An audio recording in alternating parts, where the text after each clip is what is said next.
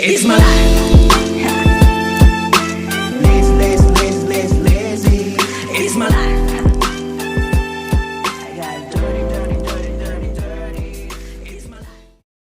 And welcome back to Collect Them All or Die Trying, the spoiler rooms, comic cliff notes. And we're back, baby, with Something's Killing the Children and the introduction to the House of Slaughter. Yes, I am hype about this one. But before we get into it, you know I always like to give a shout out to my man Frank at Coffee and the Comic. Go and check out the link in the description and find out how you could save 15% on your next order at Coffee and the Comic. So you can get any of the comics you might see right here on my channel.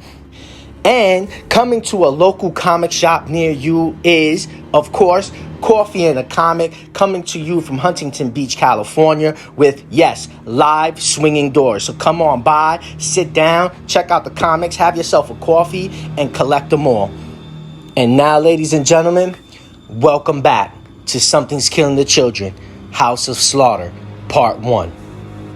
Now, we open up issue 6 with a flashback, giving us more context on the night of the murders when they were playing Truth or Dare during the sleepover back in issue 1, showing us exactly how they ended up in the woods following Tyler outside to make sure he completes the dare given to him by Noah to prove that James's story about the monster was a lie and that Tyler wasn't a scaredy cat to go down to the creek where James claims the monster had come from.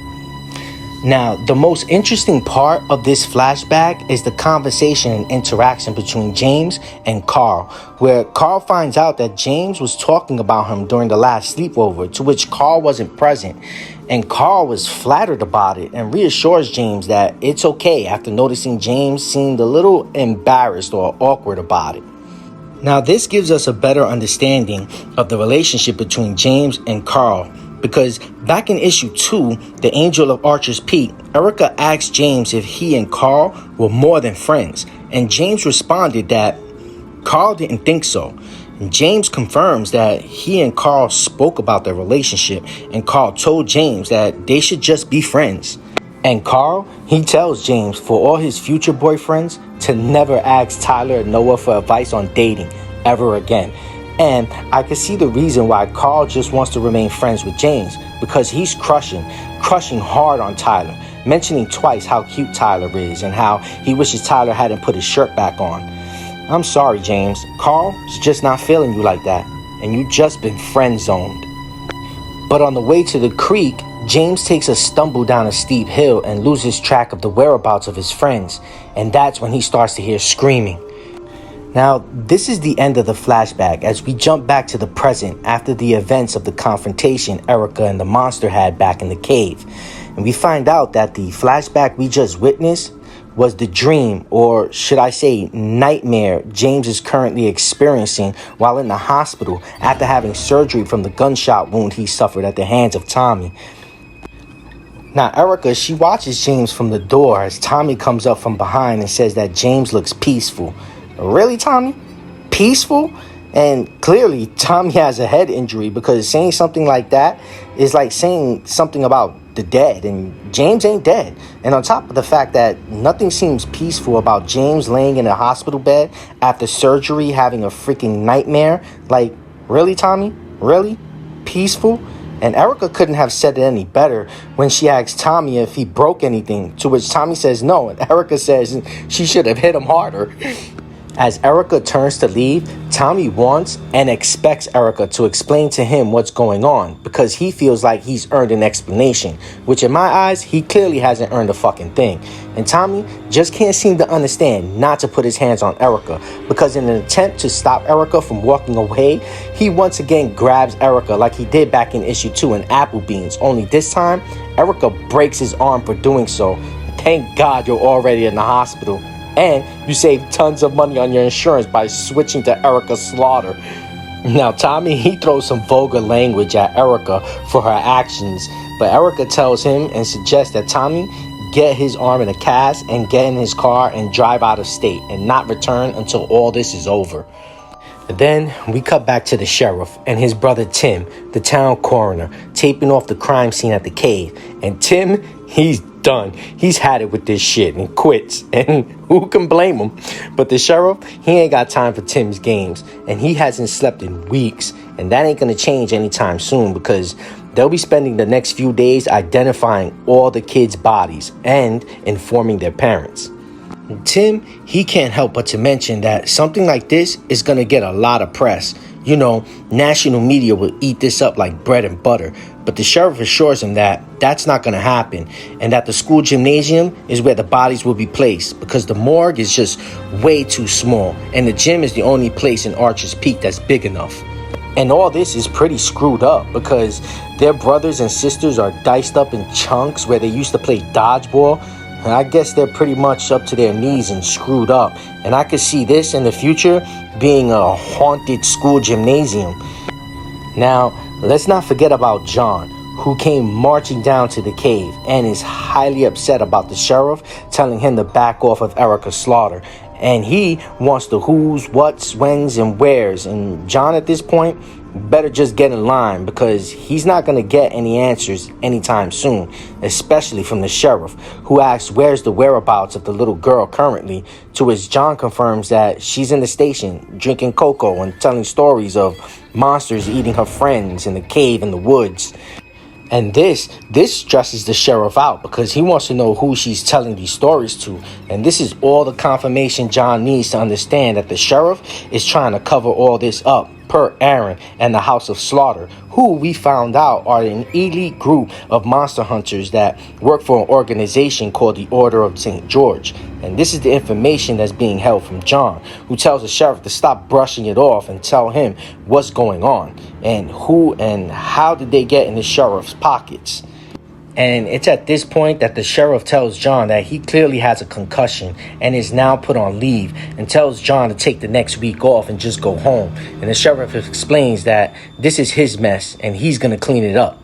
So while the sheriff is at the crime scene cleaning up the bodies in the cave, we jump to Erica Slaughter, who's at the police station to see Byron, who recognizes Erica, and the receptionist asks if they know each other, and Byron's quick to say, yeah, she was in the cave with me and fought off the monsters. And it's just amazing how oblivious the receptionist is to Byron telling the complete truth, and Erica brushing it off like this is just the new normal.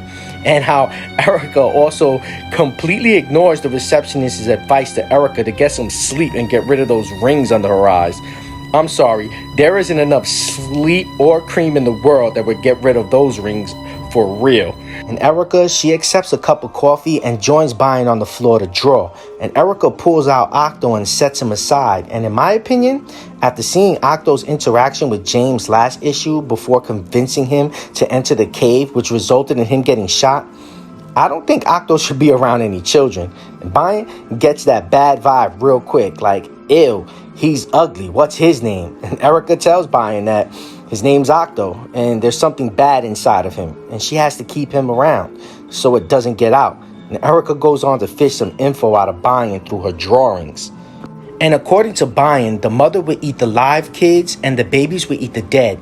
And there were a total of 5 babies. Now, let's stop for a quick moment before moving forward. And please, tell me in the comments your thoughts of Byron, because I think this girl has one too many screws loose. You know, completely lost her marbles. Because she has no remorse or empathy for the other children that are dead. And even seems sympathetic towards the monster and the babies. Almost glad that they had food because they were eating other kids so they won't get hungry. And even goes on to tell Erica that they were dead anyway, so they might as well feed the babies.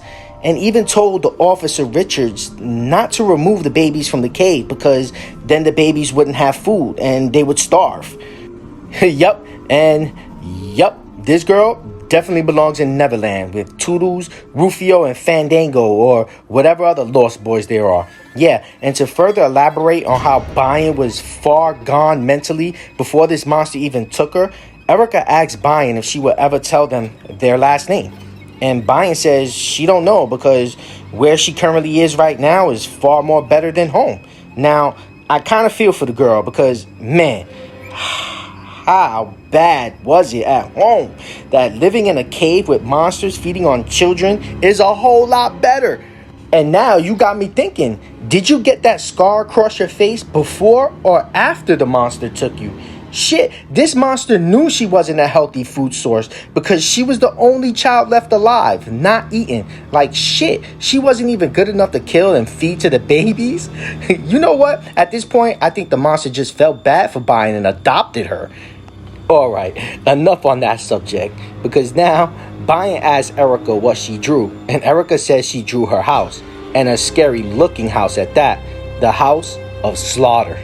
Then we're taken to Chicago, Illinois, and our first look at the front of the House of Slaughter, and down what seems to be a long hallway sits Aaron, and out from the door beside him comes a woman in a white mask, telling him firmly to get up. And the woman in the white mask tells Aaron the old dragon has made his decision and is very angry that Aaron has kept Erica on such a short leash, and that Aaron is to head north to Archer's Peak and relieve Erica of her duties and send her back home immediately, and to finish the job himself. And Aaron tells the white mask that they both know Erica won't come back, and the white mask explains that Aaron is responsible for Erica's failure and that any further breaking of the order of protocol will fall on him, to which Aaron asks about what to do with the young man, Tommy Mahoney. And without hesitation, the white mask says he dies, of course. As they both look at a portrait of Erica hanging on the wall, the House of Slaughter has learned its lesson on picking up strays. And that concludes Something's Killing the Children, The House of Slaughter Part 1. What have you guys been thinking about this series up until this point? Do you think Erica will defect from the House of Slaughter and the Order of St. George? And are you excited to see what Aaron has to offer in the monster hunting world? And I really hope he doesn't forget his House Depot discount card. If you're enjoying the series as much as me, hit that like button. And if you enjoy the content I'm bringing, subscribe so I can bring you more content just like this. And I'll see you in the comments. Peace. It's my life.